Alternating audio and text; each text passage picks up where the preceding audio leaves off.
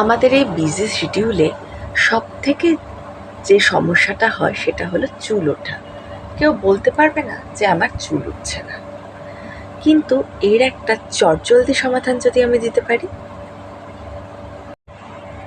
দেখে বুঝতেই পারছো আমার চুল স্ট্রেটনিং করা।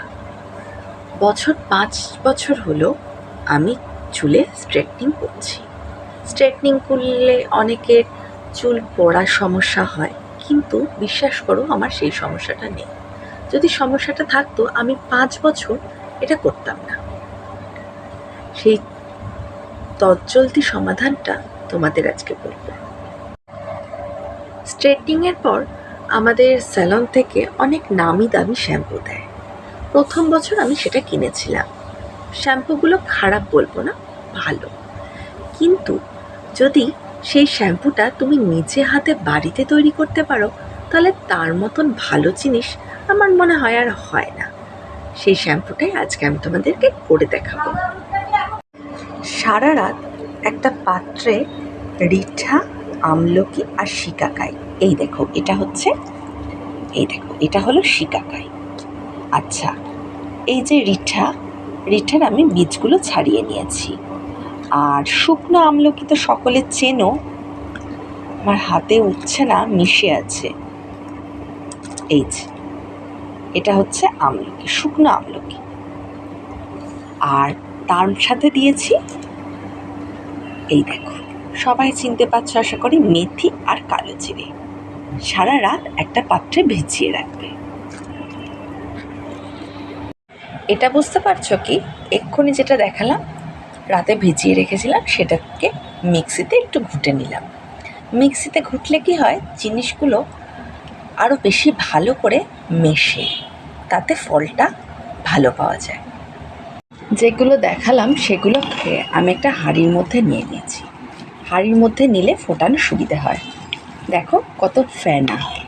এর মধ্যে আর দুটো জিনিস দেবো, সেটা হচ্ছে এই যে, এটা চিনতে পারছো, এটা হলো আমার ছাদ বাগানের কারি পাতা।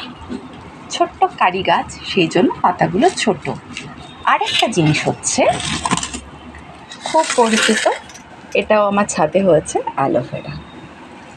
অ্যালোভেরাগুলো পাতাগুলোকে কেটে নিয়ে, ছুরি দিয়ে কেটে নিয়ে একটুখানি ঝরিয়ে নেবে, হলুদ রসটা যেন পড়ে যায়। হাঁড়ির মধ্যে ওইগুলোর ভেতরে আমি একটু ফিল্টার জল অ্যাড করেছি। জলটা যেন অবশ্যই ফিল্টারের হয়, কিংবা কেনা জল যারা খাও কেনা জল। আর অ্যালোভেরা পাতাগুলোকে ছোট ছোট করে স্লাইস করে কেটে এর মধ্যে দিয়ে দেবো।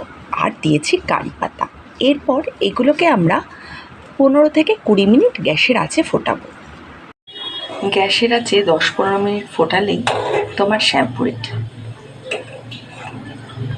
এরপর ব্যাস, শ্যাম্পুটাকে যে কোনো বোতলে ঠান্ডা হলে ঢেলে রেখে দাও। ফ্রিজে অবশ্যই স্টোর করবে। তোমার ঘরের তৈরি শ্যাম্পু, ভেষজ শ্যাম্পু রেডি। এই শ্যাম্পুটাকে তুমি রোজ ইউজ করতে পারবে। এর মধ্যে যে জিনিসগুলো রয়েছে সেগুলো তোমার চুলের পক্ষে ভালো। কিন্তু একটা কথা, যদি তোমার চুলে তেল দেওয়া থাকে তাহলে ওই তোমার ঘরের তৈরি শ্যাম্পুর সাথে যে কোনো হার্বাল শ্যাম্পু সামান্য পরিমাণে একটু নিয়ে নেবে, তাহলে তেলটা ভালো করে কেটে যাবে। আবার অনেকে যারা তেল দিতে পছন্দ করো না বা তেল দাও না কোনো দিনই, তাদের এই শ্যাম্পুতেই কাজ চলে যাবে। আমি তেল দিতে খুব পছন্দ করি। দেখো আমার চুলে তেল দেওয়া রয়েছে। এই তেল কাটাতে গেলে কিন্তু ওই শ্যাম্পু কাজ করবে না, ওর সাথে সামান্য একটু বাইরের শ্যাম্পু আমাকে ইউজ করতেই হবে একদিন। তারপরের দিন যখন করবো তখন শুধু ওই শ্যাম্পু দিয়েই করবো। তোমরা 1 মাস ব্যবহার করো, তারপর আমাকে ফলাফলটা জানাও।